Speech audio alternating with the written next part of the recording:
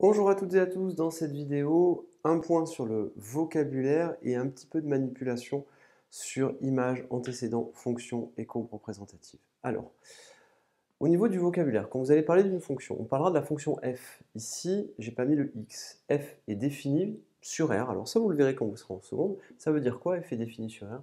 F est défini, en réalité, pour x nombre réel. X est un nombre réel, tout simplement. X est un nombre, tout simplement. Réel, ça veut dire quoi? Les nombres réels, vous le verrez en seconde, c'est l'ensemble de tous les nombres qu'on connaît. Par f de x égale x carré plus 1. Donc ça, c'est l'expression de f. Expression de f. Alors, ici j'ai x, f de x, f, cf. Qu'est-ce que c'est? Que sont toutes ces choses? Eh bien ça, c'est image de x par f. X, qu'est-ce que c'est? C'est un antécédent de f de x. D'accord? Et f, c'est quoi? C'est la fonction. D'accord? Faites bien la distinction. F, c'est une fonction, mais f de x, c'est quoi? C'est un nombre. F de x, c'est un nombre. F, c'est une fonction. Rappelez-vous ici, la quantité que vous lisez ici, là, ça, tout simplement, vous le verrez tout à l'heure, ça, c'est l'image de 1 par f, c'est-à-dire la quantité 2 qui est ici, c'est un nombre. La fonction, c'est toute la courbe. CF, qu'est-ce que c'est? C'est ce qu'on appelle la courbe. On met un petit c comme courbe, c'est la courbe représentative de f.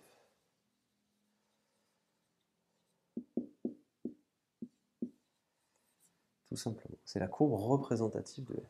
Alors, une fois que ce vocabulaire est acquis, il faut vraiment faire la distinction entre x, f de x, f et cf. Petite remarque, ici j'ai écrit un antécédent de f de x parce qu'il peut y en avoir plusieurs. Eh bien, on va faire le lien un petit peu avec ce qui est ici. Ma fonction, elle est définie par f de x égale x au carré plus 1. On l'a déjà vu tout à l'heure. L'image de 1 par f, on calcule f de 1. f de 1, on calcule, ça fait 1 au carré, plus 1 plus 1, 2. Qu'est-ce que je fais? En réalité, je pars de là, parce que là, ici, j'ai mes x. Je fais des petites flèches comme ceci. Je tape dans la courbe. Et ici, ce que je vais lire, eh bien, en réalité, ce n'est autre que f de 1 qui est égal à 2. Donc ici, ce qui est là, c'est l'image de 1 par f. Est-ce que 2 a des antécédents? Eh bien, regardez, est-ce qu'on peut faire le chemin inverse? Ben oui, en réalité, vous pouvez le faire deux fois par deux chemins différents. 2, qui est ici, il a des antécédents, oui, en faisant le chemin inverse. Donc il y a 1, mais regardez, je peux le faire dans l'autre sens. Il y a aussi moins 1. Ce qui veut dire que quoi? Que 1 et moins 1, ils ont bien pour image 2 par f. Pour s'en convaincre, rien de plus simple, f de moins 1, on le calcule, ça fait moins 1 au carré, plus 1, moins 1 au carré, ça fait 1, plus 1, et on obtient bien la valeur 2 à chaque fois. Ainsi, 2 a pour antécédent 1 et moins 1, et regardez bien, je suis parti de là, et j'ai cherché des antécédents par f, c'est-à-dire que j'ai tapé dans la courbe, j'ai cherché le chemin inverse, donc ici il y a 1 qui convient, et il y a moins 1 qui convient, donc 2, il a deux antécédents, 1 et moins 1.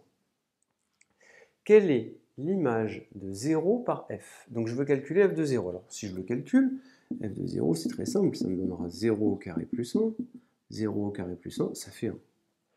Mais si on le fait en utilisant la courbe représentative de f, en gros on cherche pour x égale 0, on cherche x égale 0 ici, et je tape dans la courbe en faisant le chemin direct, et j'obtiens mon image qui est égale à 1. Vrai ou faux? Est-ce que 0 a des antécédents par f? Est-ce qu'il existe un nombre qui a pour image 0? Alors premièrement, vous savez que f de x, c'est égal à x au carré plus 1. Est-il possible de trouver un x qui a pour image 0? Est-ce qu'il est possible de trouver un nombre qui a pour image 0? Regardez, ça c'est un nombre qui est au carré, c'est donc un nombre qui est positif, auquel je rajoute 1. Est-ce que c'est possible d'avoir 0? Absolument pas, puisqu'il faudrait que x carré soit égal à moins 1, et c'est pas possible, puisqu'un carré c'est positif. Si je regarde la courbe, y a-t-il des nombres qui ont pour image 0? La réponse et non. Est-ce qu'on peut trouver un nombre qui, en tapant dans la courbe, permettrait d'obtenir pour image 0? La réponse est non, tout simplement.